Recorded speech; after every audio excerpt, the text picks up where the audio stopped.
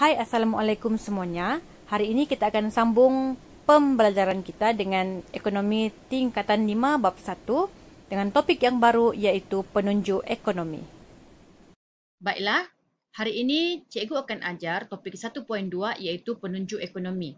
Dalam objektif pembelajaran hari ini, kita akan belajar di mana kamu akan dapat menjelaskan indeks harga pengguna sebagai alat ukuran inflasi. Yang kedua, murid dapat menyatakan 3 jenis inflasi dan yang ketiga, murid dapat menerangkan jenis-jenis inflasi. Baiklah, penunjuk ekonomi adalah indeks harga pengguna, dipanggil sebagai indeks harga pengguna iaitu IHP. Apakah itu IHP? IHP mengukur perubahan harga purata sekumpulan barang dan perkhidmatan yang terpilih dalam ekonomi bagi suatu tahun berbanding dengan tahun dasar. Maknanya tidak semestinya tahun lepas, tetapi sudah ditetapkan ada satu tahun dasar untuk kita mengukur perubahan harga purata sekumpulan barang dan perkhidmatan. Kalau kamu lihat dalam buku teks muka surat 23, terdapat 12 kumpulan barangan dan perkhidmatan utama untuk menentukan indeks harga pengguna. Pengiraan harga purata tidak dapat mengambil kira ke semua jenis barangan, sebab itulah kita ada 12 sahaja dan barang dan perkhidmatan terpilih diambil untuk mewakili corak purata pembelian sekumpulan penduduk, maka terbentuklah indeks harga pengguna. Nanti kita akan belajar cara pengiraan dengan lebih lanjut dalam kelas.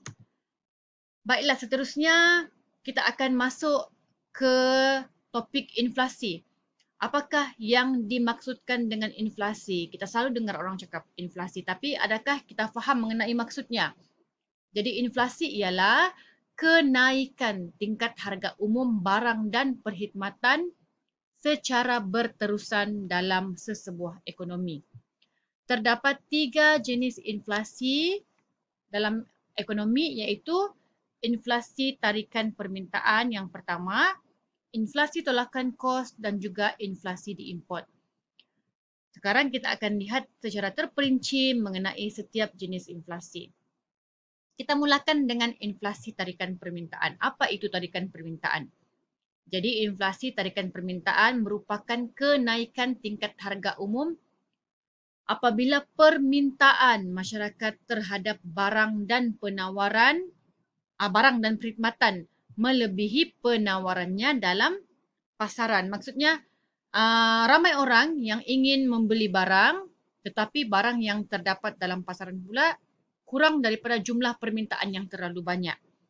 Ia wujud akibat daripada permintaan masyarakat ketika ekonomi negara berada pada tingkat guna tenaga penuh iaitu keadaan masyarakat mempunyai pendapatan boleh guna yang tinggi.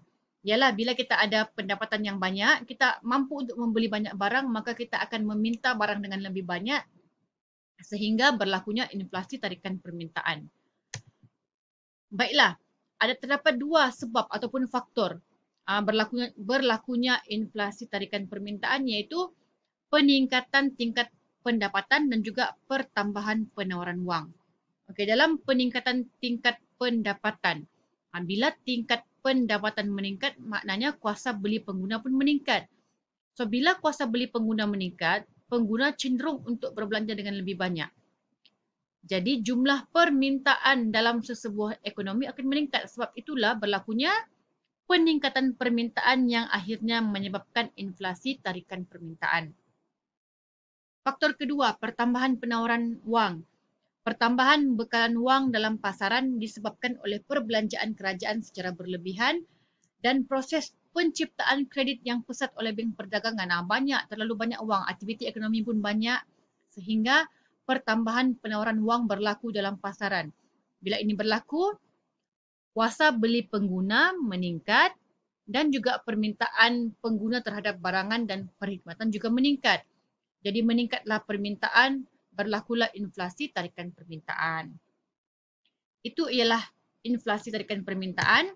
Sekarang kita lihat pula inflasi tolakan kos. Apa itu inflasi tolakan kos? Ia merujuk kepada kenaikan tingkat harga umum apabila kos pengeluaran meningkat. apakah jenis kos pengeluaran yang ada? Contohnya bahan mentah. Bahan mentah tu macam kita mau beli barang untuk menghasilkan sesuatu. Lepas tu gaji buruh, ialah barang itu dihasilkan oleh kita punya buruh, pekerja, gaji buruh. Kos sewa kilang, kos pengangkutan dan sebagainya. Kos pengeluaran yang meningkat akan menyebabkan pengeluar memindahkan beban peningkatan kos kepada pengguna dengan cara menaikkan harga barang. Jadi bila harga barang ini naik akibat daripada kos-kos yang meningkat, dipanggil sebagai inflasi tolakan kos. Seterusnya, inflasi diimport. Apa itu inflasi diimport? Ia merujuk kepada kenaikan tingkat harga umum apabila harga barang yang diimport dari luar negara meningkat. Barang siap diimport yang mahal akan dijual pada harga yang lebih tinggi di pasaran tempatan. Contoh macam kereta lah. Paling senang kereta import. Bila kereta itu dijual dengan harga yang tinggi di luar negara, bila kita import ke dalam negara, maka kita juga akan jual dengan harga yang lebih tinggi. Kenaikan harga faktor pengeluaran untuk barang diimport juga akan meningkatkan harga barang atau perkhidmatan di pasaran tempatan. Lagi satu, kalau mata wang kita menurun lah.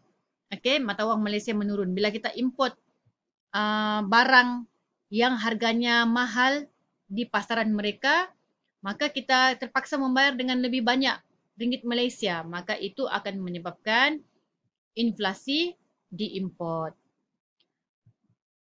Okey, kesan inflasi cikgu akan ajar pada kelas akan datang. Hari ini kita hanya belajar mengenai 3 jenis inflasi dan bagaimanakah inflasi-inflasi tersebut berlaku. Jadi ada 3 jenis inflasi iaitu inflasi tarikan permintaan, inflasi tolakan kos dan juga inflasi diimport. Okey, sekian sahaja pembelajaran kita pada hari ini. Jangan lupa subscribe dan follow cikgu untuk topik yang seterusnya. Semoga berjumpa lagi di masa akan datang. Bye.